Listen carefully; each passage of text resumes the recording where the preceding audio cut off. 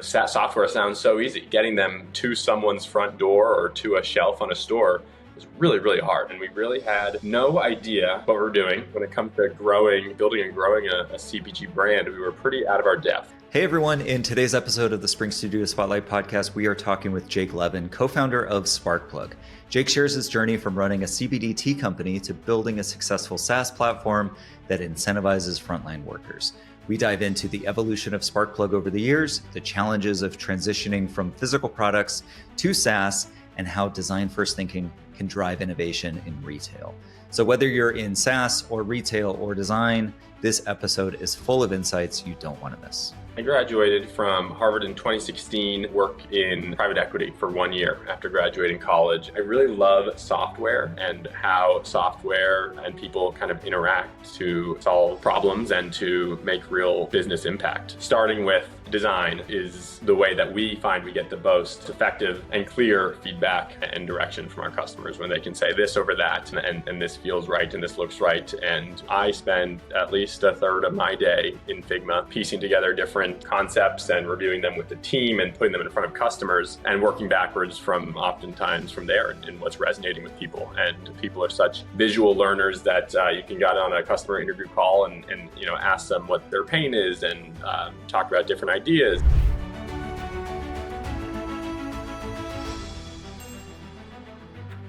Jake, what's up, man? Good to see you. Thanks for joining. How's it going, guys? Happy to be here. All good. All good. I think this is the first time I'm meeting you, Jake, right on camera. I believe it is. Yes. That's right. Good to see you, Tristan, again. Yeah, likewise. For those listening and watching, Jake is the founder, COO of Sparkplug. He and I had a chance to work together a couple of years ago. We've just stayed in touch over the years, and I figured he would make a great guest for the Spring Studio Spotlight podcast. So no pressure at all, man. Let's dive right in. I'd love to learn a little bit more about you and your background. If you don't mind introducing yourself and what you're up to right now, that'd be great. Yeah, sure. My name's Jake. I am one of the co-founders today of Sparkplug. I live in San Francisco. I've been working on Sparkplug for a long time, to be honest. We've been at it, Andrew and I, my co-founder, for about 6 years. Sparkplug is a sales incentive tool that lets brands, restaurants, and specialty retailers kind of motivate their frontline sellers with all sorts of gamified contests, commissions, and spiffs. So if you ever walk into a fine dining establishment or a outdoor gear store or a cannabis dispensary and have no idea what all the products on the shelves are, or the wine list is totally foreign to you, probably ask, well, what do you recommend? So our platform motivates those frontline servers and workers to earn more based off what they're selling. Love it. We got pretty familiar with the product, helping you guys on the product side, a little bit of marketing stuff. I'd love to maybe take a step back, and can you tell us about life before Sparkplug? I noticed you ran a CPG brand, Sky and Wyatt, for a couple of years before this over in Boulder. Is that right? Yeah, that's right. Yeah, I know that was your original question, and I kind of lost sight of who I was before Sparkplug, to be honest. I graduated from Harvard in 2016 and went to work in private equity for 1 year after graduating college. And my best friend, Andrew, I'm now co-founder, Andrew Duffy, he was working at Bridgewater, a hedge fund in New York, and we were both so miserable in our kind of desk jobs in these super sterile, cubicles, working on decks and in models all day. And we lasted about 1 year and 1 day, and that was because if I left any sooner, then I'd have to lose my signing bonus that I got for signing on. After about a year working in private equity and Andrew at the hedge fund, we packed up his car and drove west and landed in Boulder, Colorado. And we really had no real ideas on what we wanted to do, except we knew we were interested in the cannabis industry. We thought the cannabis industry, and this was 2017 at the time, represented a huge opportunity, kind of exciting innovation and new players, and the legal recreational cannabis industry has been going on in the United States since about 2013. So it's still super fresh. And in 2017, that was right during the first boom of the CBD craze, and we found ourselves in Boulder, Colorado, and an interest in the space and no idea what we're doing. And when we first landed in Colorado, we were staying with one of my mom's friends who had a small hemp farm on his property. And we just wound up learning so much about hemp, and ultimately wound up launching Sky and Wyatt, which is a luxury line of CBD herbal teas made with hemp flower. So when you steeped your hemp, which was combined with a bunch of other herbs, in a mug and added some fat, then kind of did a little mini extraction process in your mug. We leaned in heavily into the kind of therapeutic benefits of hemp and CBD, and very kind of mindful. It was an herbal tea product, so we focused a lot on kind of mindfulness, and we were selling in some spas and in dispensaries, and we were just figuring it out. And we really had no idea what we're doing. Still don't really, I suppose. But when it comes to building and growing a CPG brand, we were pretty out of our depth. But I think that really kind of showed me, at least, how everyone's kind of figuring it out. And we were able to kind of keep up with, other more established businesses in the area, in the space in Colorado, just kind of, local natural foods market, and got into some pretty legit retailers like Sprouts. Wow. And we're, still having a hell of a time growing this business. And, one day I was in a spa that carried Sky and Wyatt, and they were, we were doing some trainings for their therapists and talking about why Sky and Wyatt's so awesome and how good it was for sleep. And one of the therapists said, I should get a referral bonus. And I was like, we'll go ahead for sure and give you $1 for every tin of Sky and Wyatt that you sell. Not really thinking much of it, but just figuring I'd credit back on their next order, some amount. And that wound up being profoundly impactful to our sales at this one little spa.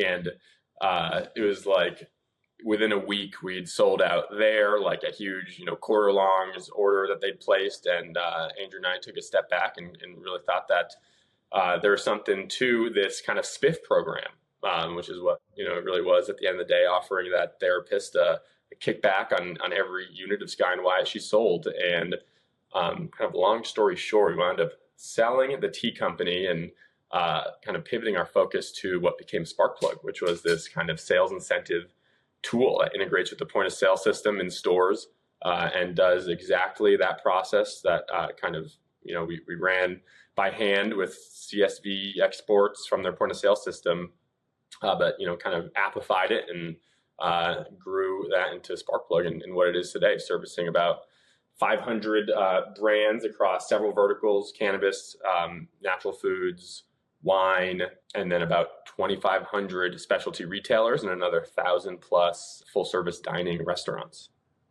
Wow. Amazing.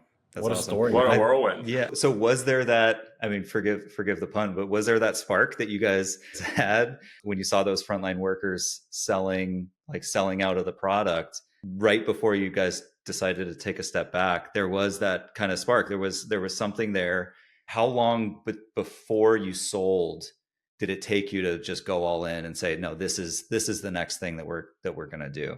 Like, was it like immediate? Was it like 2 weeks? Was it, let's just deliberate, let's talk about it for a few months? Was it just like such a no-brainer that it was like, let's go all in right now? Totally. It's a good question. And everything, like Steve Jobs says, is easier looking back to connect the dots and make sense of, the path and how we got here. And, in reality, you're right. It was several months and years where there was this kind of overlap, and we had joined an accelerator in Boulder, Colorado that, Andrew and I had run out of money fully after about a year living in Boulder, and we're not selling enough tea to support ourselves. So we wound up joining this accelerator in Boulder called Canopy, led by Patrick Ray.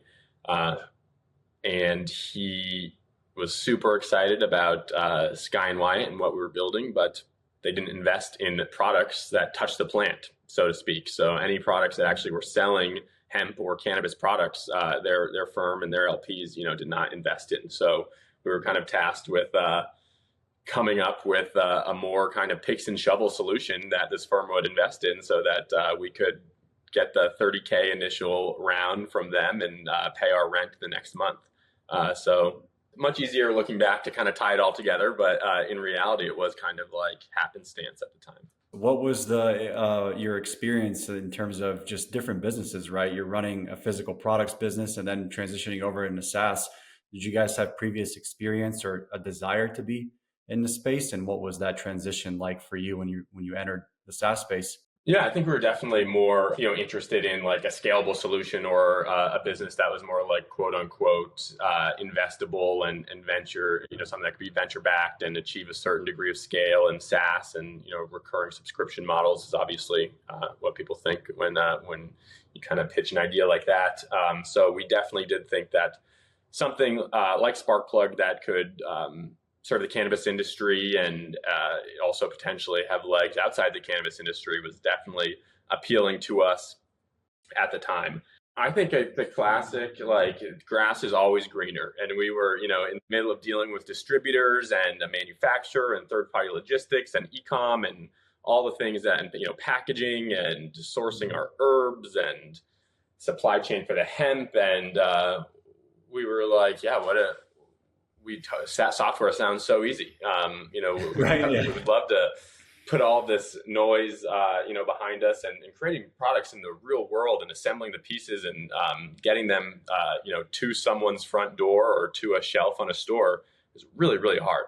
And we were like, SaaS is going to be a breeze. And now, as I'm in the depths of our, product design and database management and AWS and all of our customers and the referral process and customer success, then feels like I pine for the days where I just had a widget that I could, manufacture and get onto a shelf somehow. It definitely, there's similarities between the two. And yeah, the grass is certainly always greener looking from one side of it. I guess all three of us kind of have experience. I don't know if Tristan's mentioned this, but he used to build furniture, physical products, and ship and sell it, right? So that's the physical product space. My first sort of entryway into business was e-commerce, so physical products. And everything you just said was way too much for me to manage. I was not able to manage the inventory, the contract, shipping, delivering, storing, QAing, just building the actual product out. I think we had 6 different products across like 2 different industries, just different colors or whatever variations of the same product. And at a certain point, as it was scaling, I was just like, I can't do this. Like lead time for, shipping it, making sure it's on time, making sure you don't run out of inventory. I could not for the life of me put the pieces together enough to where I could make it work. Like I felt way in over my head and I had to exit. It wasn't for me. It was just so wild to me. And my scale, like the scale that I was at, was like mega small. Like it wasn't that big of a business. I just couldn't figure out the pieces needed to run a business like that. So had to exit, couldn't do it. Yeah. And I think that's kind of what's cool about continuing to live on in, of course, the CPG and retail space with our product serving, these brands, manufacturers who are making products and getting them on stores and trying to find out how to sell more product through these stores through all sorts of trade marketing investments. Building a tool that is letting our customers kind of dashboardify so many of those processes that before were, endless email chains and Excel pivots, dealing with invoices and credit memos and really creating that elegant software experience that makes everything, just more accessible and rolls up 500 plus contacts that you might be trying to coordinate a campaign with into just a button that you can ship off to them for approval is definitely super rewarding and is, we leverage every day what we learned about the industry in those several years that we were building Sky. Yep. Kudos to you guys, man. And for the record, I love the word dashboardify. Thanks. Dashboardify. That's awesome. So running Sparkplug, I mean, no doubt you guys have gone through, some changes and evolution of the product itself. Can you think back to maybe like the early days? Was there like a really significant turning point, or were you guys kind of just laser focused on serving these frontline workers, incentivizing these frontline workers, and then everything else just kind of followed after that? Yeah, it's a good question. I was just talking to my co-founder, Andrew, about this exactly. And I can't really remember a time where we took like a hard pivot where we really regrouped and was like, this isn't working. We got to try this. I think that, but at the same time, the product today has grown so much and very much does not resemble, the product that we were ideating on and kind of creating a vision for at the very beginning. There's a lot of similarities, but it is pretty distinct. It has been kind of a slow, when I think of pivot, think of like a sharp angle. And for us, it's definitely been a very gradual, iterative curve, kind of bending into different directions and pursuing different goals and trying to stay focused on that kind of core problem of in-store experiences and what gets people to buy a product and how do brands build relationships with customers when there's this kind of business and person, the retailer that sits between them, that kind of remains our focus and figuring out all the different ways that these brands can connect with customers and leverage the person that they might be talking to and all the kind of physical attributes of a in-store purchasing experience, are all super relevant and something that, back to Dashboardify, is something that's really kind of intellectually kind of interesting to think about doing things at scale. You might have advertisers 20 years ago were maybe thinking about like billboards and, ad placements on websites where they'd buy out a whole, banner on a website, and the kind of administrative overhead that it entails to create those campaigns and measure lift, what kind of Facebook and Meta and Google was able to do in terms of roll up huge surface area of the web and allow for someone to at scale communicate a message is something that we're having a lot of fun doing in the kind of brick and mortar retail space. Correct me if I'm wrong, or maybe this can be an and/or, I think. Would you attribute that sort of focus on staying true to that core product and just kind of evolving the product? And like you said, like not taking a sharp pivot, but just like the product looks a little bit different than it did before, but you're still like at its core, the ethos like has remained the same. Would you say that that is based on you and your co-founders kind of intuition for like, this is what the market truly needs? Or is it more so just like being hyper obsessed and hyper focused on the customer and really just trying to deliver to your best ability, like what they need, whether they know it or not? Yeah. And they so often don't know it. And then one of the first features I remember customers were begging us for at this one store in Boulder, this one, I think it was a spa actually, it might have been a cannabis dispensary, but they wanted to be able to control their Spotify and Sonos, within Sparkplug. And it was just like so tangential to what we had, so unrelated. And they were like, this makes sense to us to get this feature into Sparkplug so we can kind of control more aspects of the kind of floor environment. And that was one where we were like, absolutely not. But is kind of, counter to so much startup wisdom and, early stage advice that one might startup founder might receive about just like being relentlessly devoted to customers and taking their lead and building what they ask of you. And I think it's really, really challenging and that is the kind of role of a founder and a product leader, is to aggregate insights across a broad range of people and across, a lot of markets and kind of find that Venn diagram and distill the commonalities and build towards that and be decisive about what you're not building as much as you are about what you do decide to build. Yeah. Can't satisfy everyone. Yeah. Like that's tough, man. Everyone's got ideas. That's the most important thing for that spa. They got to have it. Like it's so much noise coming in as someone that owns obviously a platform with thousands of people. There's people that have opinions on there that are talking to you guys, giving advice, wanting this, that, and the other, and distilling that down to what actually matters. I mean, this is tough. For sure.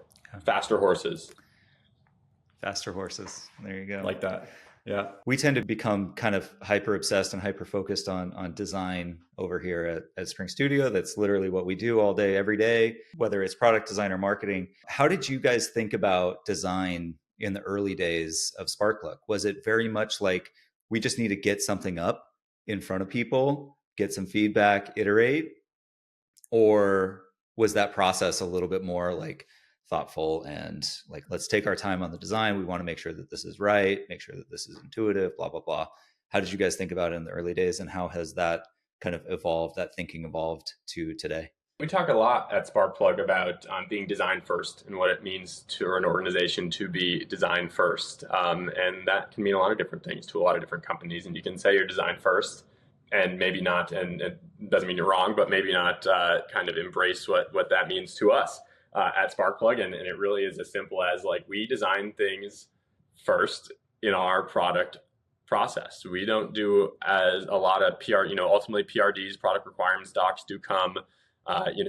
Feature upvoting does come and customer interviews. But really preceding all that, a Figma file of concepts and ideas that, I spend at least a third of my day in Figma, typically piecing together different, concepts and reviewing them with the team and putting them in front of customers and working backwards from oftentimes from there and what's resonating with people. And people are such visual learners that you can get on a customer interview call and ask them what their pain is and talk about different ideas. And we find time and time again that starting with design is the way that we find we get the most effective and clear feedback and direction from our customers when they can say this over that.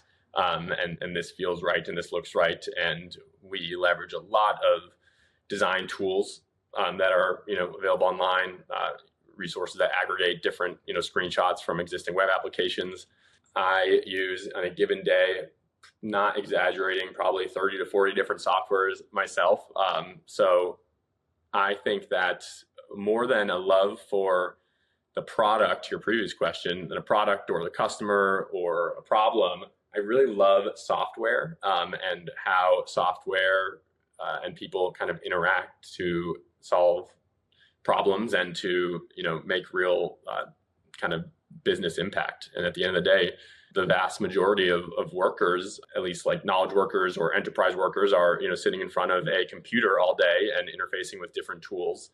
And what that looks like 10 years ago versus what it looks like today, you barely recognize what a salesperson did or a marketing contributor, and how they were operating on a day-to-day basis versus what they can get done today. So we take a lot of cues from big software companies and the ways that they are continually never replacing people, but allowing people to be more impactful in their roles and to operate at scale. And a person's time and effort is the valuable thing that a business has, their team's time and attention. And to be able to use HubSpot to create and launch a campaign that reaches tens of thousands of people versus, what they may have had to do 10 years ago when it comes to more high touch prospecting and reaching in one day a dozen people that might be good fit customers is really obviously has been profound to so many industries. So yeah, like I said, it's kind of cool to be working in an industry like retail and food service, and a place that is so close to the built physical world and human interactions, and inserting software in a lot of those processes to just help people to do it even better, so that those real interactions can be the priority and the focal point. Yeah, that makes sense. You said something at the top of the answer there that I want to jump into real quick. You mentioned that you don't normally start with a PRD and instead just jump straight into Figma and just start mocking up some concepts. What does that look like for you? Is it just like super lo-fi? Like walk us through, like I geek out on this stuff, of course, but like, is it just like super lo-fi, like rectangles, like let's just get something visual, what's in my mind I want on a Figma screen, and just like kind of work through the flow that way visually rather than writing it out in sort of narrative form? How does that look like for you personally? I think it starts with, like mood boards, almost inspiration, looking at, we use Nicely Done and Mobbin, and there are tons online that you can find that are kind of UX, UI, kind of aggregators, and looking there for how, because so many of the problems that, we as a software business are tasked with solving every day have been solved a million different times. And honestly, those aren't the most fun or interesting things to solve. I think that the most exciting work that we do is when like we've combed through all those resources and are stumped and can't find the component or the campaign builder kind of interface that really captures what we're trying to do, and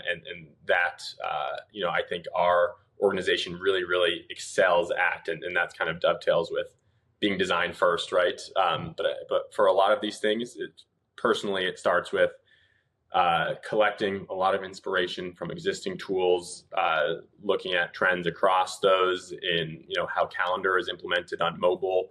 Building right now a feature that lets frontline employees kind of get a view of all the promos and events and like in-store pop-ups that are happening at a given store. And that is just like an interesting way that we can incorporate a lot of existing art around a calendar view. But, how do we think about our users' attention and what they're coming in the app to do to kind of introduce this kind of new feature and capability in a way that feels value adding for them, and is not something that feels too tangent to like our core value that we provide. So finding ways to build on and extend a product, I think, is really exciting and interesting. And you see a lot of products out there that kind of feel like Frankensteins with different functionality, or you think you could be solving a problem for a user that's something they handle and deal with all day. But like if use your solution to do one thing, maybe it's like billing. As much as that person is responsible for inventory, if you're not connecting the dots between how you've solved this problem for them today and how this kind of new capability is accretive and is going to make this core kind of experience even more impactful for you and your time and your business, then I think that's a common pitfall that I see a lot of organizations run into, and something that I'm always trying to make sure that everything that we're building as kind of like an ecosystem is connected and mutually complementary. Great. So how do you avoid that? Like, I think it's easy to say like, all right, let's just make sure we're still building in this ecosystem, but we're introducing these new features, introducing these new patterns, and solving for all of these other problems. How do you and your team keep it all together? And it not become a Frankenstein piece of software? Because we always start really, really narrow, solving a specific problem, specific pain point, and then it eventually continues to grow and continues to move. So like 5 years in, how are you guys keeping it all tight and all together from a product design perspective?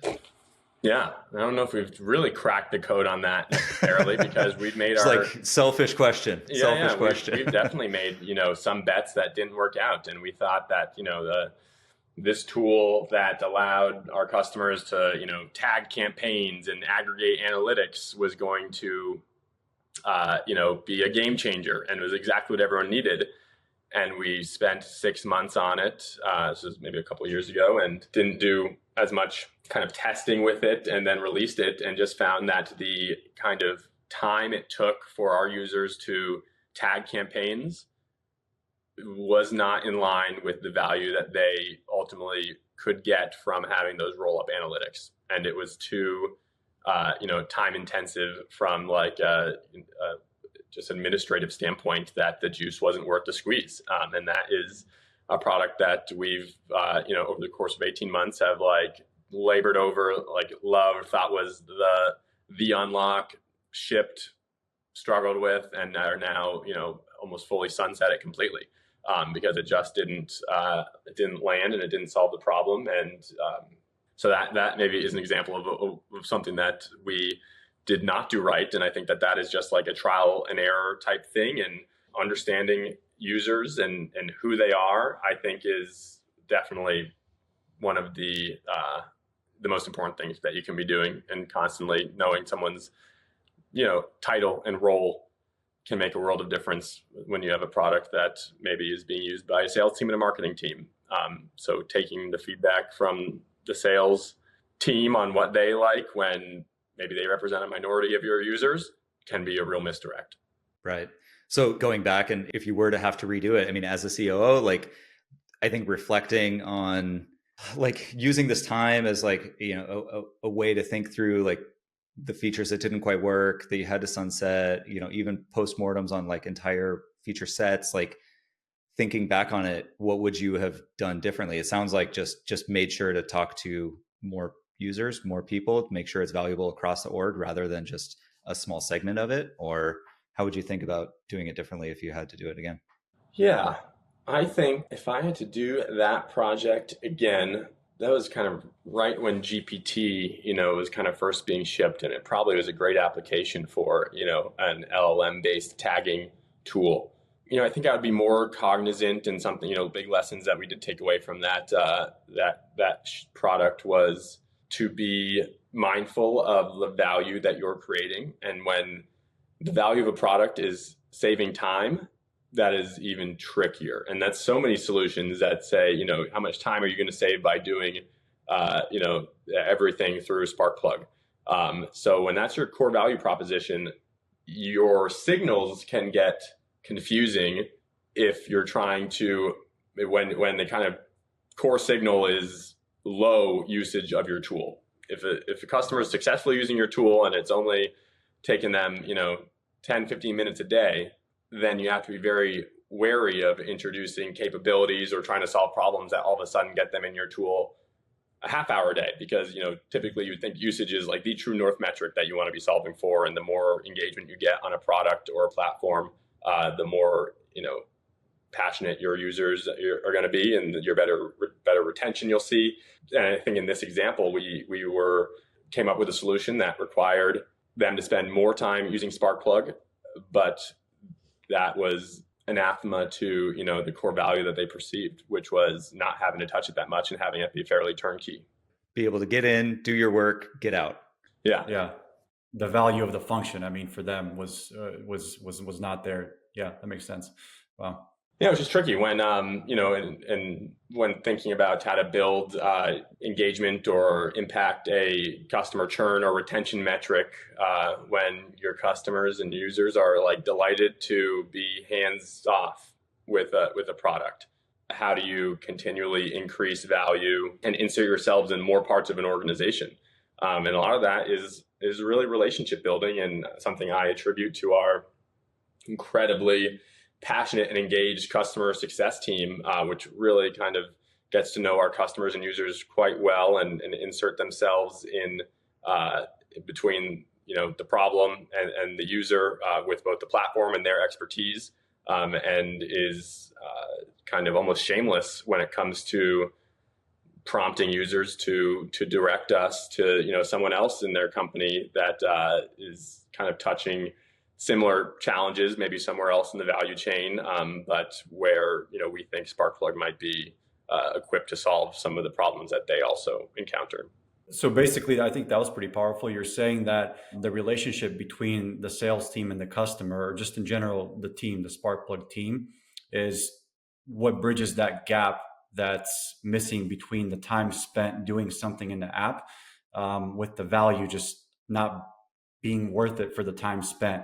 And that's how you bridge the gap, is what you're saying. They understand through your relationship with them, through talking, through communicating, through onboarding, they understand the value of this function. And for them, then that time that they spend, extra time, is worth it. They see the value. Yeah, I think that's right. And I think that really is, acutely evidenced in our insane underinvestment in tutorial documentation and support articles. We have practically nothing. It's a pretty, dense, B2B SaaS tool with a lot of features and settings and configurations. And, it's a data layer. We integrate with point of sale systems.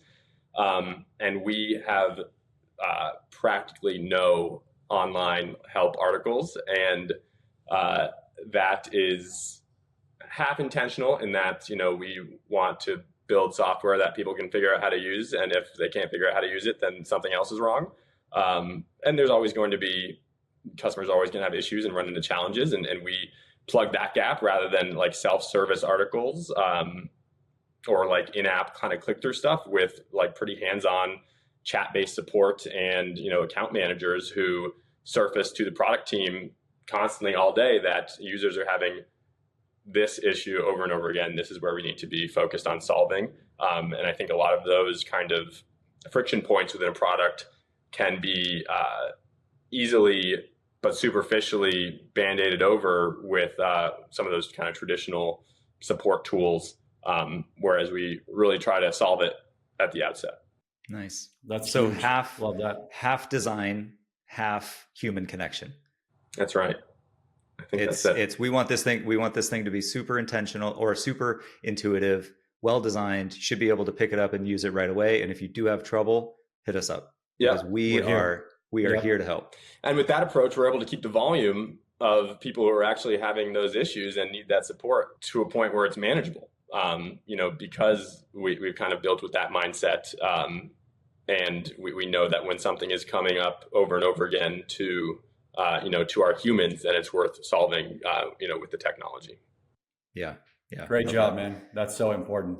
Thanks. Yeah. Work in progress. I feel like that. Well, and I feel like that goes counter to so much advice and so much that's floating around there, which is like, be as hands off as possible. Like design an intuitive solution, but have your supporting documentation and your tutorials and your walkthroughs and all of this stuff in case they do get stuck. Like just don't spend any time dealing with the person on the other end. Just automate everything. Just try to automate everything. And I would imagine like these insights that you guys are able to glean based on those conversations are going to be more powerful and more helpful than looking at Google Analytics being like, why is so many people are on this help page and they're stuck right here. We must be doing something wrong over here, but then trying to like figure out what it is. Instead, you just talk to a human. You just talk to a user. You just figure it out. Yeah, it's nice. I know we're coming up on your hard stop. I'd love to learn maybe what's next for Sparkplug. What are you guys working on right now? Anything you care to share, or is it all pretty hush hush under wraps? Not so hush hush under wraps. I think that about 80% of our business is still focused in the cannabis industry. That's really kind of where we launched, given the kind of CBD roots and where we've grown. And the cannabis industry is a really fun roller coaster. Use fun loosely maybe, but it is, really, I think in the 38, I don't know how many legal U.S. markets there are. Every U.S. market basically has some legislation around medical and recreational cannabis, and it really is like operating in, more or less 50 states over and 50 industries over rather than one. You can have the market in Ohio, which is just coming on for rec, absolutely booming, and everyone's investing. And then, right next door in Michigan, that has been recreationally, legal cannabis for several years now, is going through a bust cycle. That for sure keeps us on our toes. And with the upcoming election and the kind of imminent descheduling to Schedule 3 that cannabis is about to see, that will undoubtedly have ripple effects across the entire industry, and ideally that will be accompanied by some new capital looking to invest in exciting and innovative solutions that have broad reach and revenue potential in the cannabis industry as it continues to mature. And I think that we also remain very focused and excited about all of those adjacent brick and mortar retail and food service environments where that human connection and expertise of that employee is as relevant as it's ever been. And for those, like I mentioned, cosmetics, outdoor gear, food service, I think there's so much more to be done in those spaces, and the pace of innovation is really just starting to, in many ways, catch up with cannabis, which, with these businesses opening just in the last 10 years, Oracle didn't have a chance to sink their teeth for various reasons, and kind of bog down some of these companies with their tech. And as we see big restaurant groups migrating to more modern cloud-based solutions, the kind of world of value-add tools that will modernize their workforce and how they operate are just kind of now becoming addressable for us and for them. So those are also some exciting paths ahead for us. Yeah, it sounds like you guys are well positioned. Sweet. Where can people find you, can find Sparkplug in case they're interested in learning more about the company and about you? Yeah, you can check out Sparkplug at sparkplug.app. And then I'm on LinkedIn as Jacob Sky. I'm not as prolific as I'd like to be, but it's where I am online, and I think Sparkplug is really the best plan. I'm part and parcel with Sparkplug these days, so that's best. That's awesome. That's awesome. Well, Jake, thank you so much. It was a pleasure seeing you again and chatting with you, getting to learn more about Sparkplug and your story. We appreciate you taking the time. Yeah, it was awesome to chat. Thank you both. Thank you, Jake. All right, appreciate the time, man. See ya.